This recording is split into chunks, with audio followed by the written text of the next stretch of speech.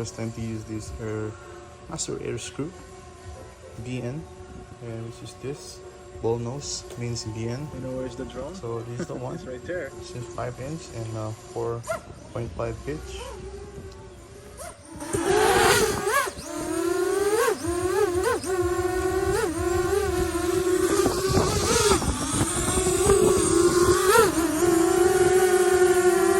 So that's the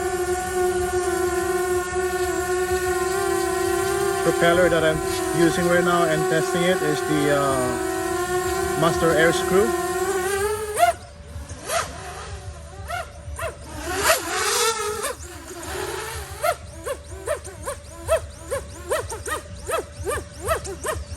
That's the MasterAirscrew, and it's oh my.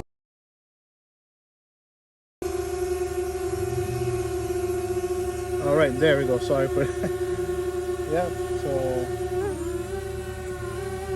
that's the MasterAirscrew bi-blade propellers.